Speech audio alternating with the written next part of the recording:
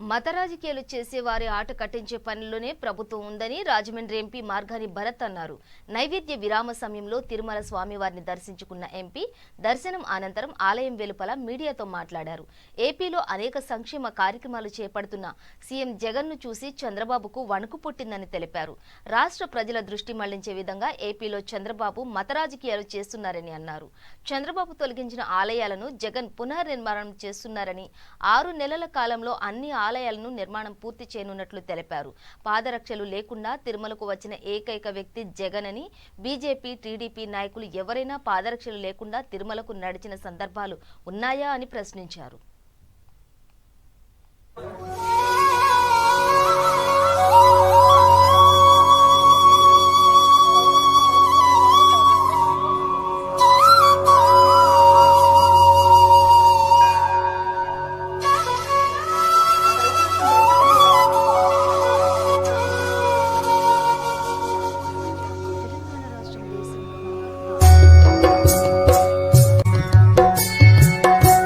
నిరోధించాలి.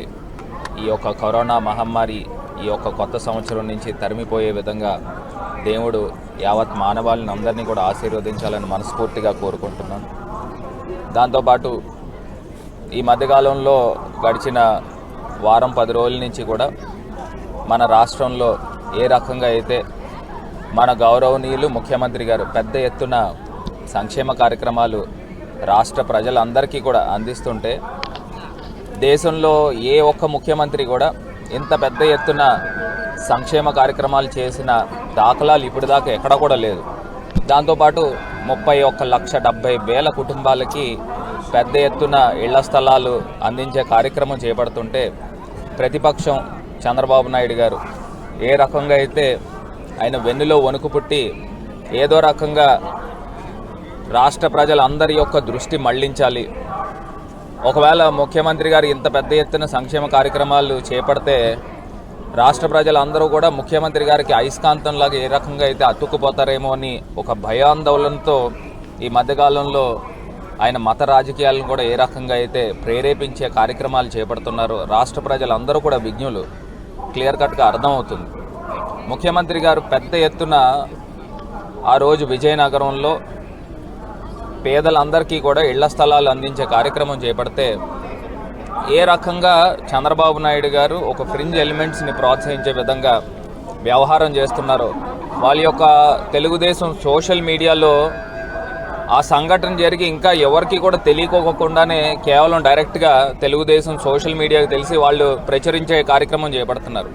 అంటే ఇదంతా కూడా ఒక పన్నాగం ప్రకారం ఒక కుట్ర రాష్ట్రంలో జరుగుతుందనేది రాష్ట్ర ప్రజలందరికీ కూడా అర్థమవుతుంది. ఏది ఏమైనప్పటికీ కూడా మన రాష్ట్రంలో ముఖ్యమంత్రి గారు అన్నీ కూడా సమర్థవంతంగా ఎదుర్కొనే కార్యక్రమం ఖచ్చితంగా మేము చేపడతాం. ఎవరైతే ఇలాంటి దుష్ట కార్యక్రమాలు దుష్ట శక్తులతో కలిపి చేస్తున్నారో అన్నీ కూడా త్వరలో ఆట కట్టించే కార్యక్రమం కూడా త్వరలో ముఖ్యమంత్రి గారు చేపడతారు.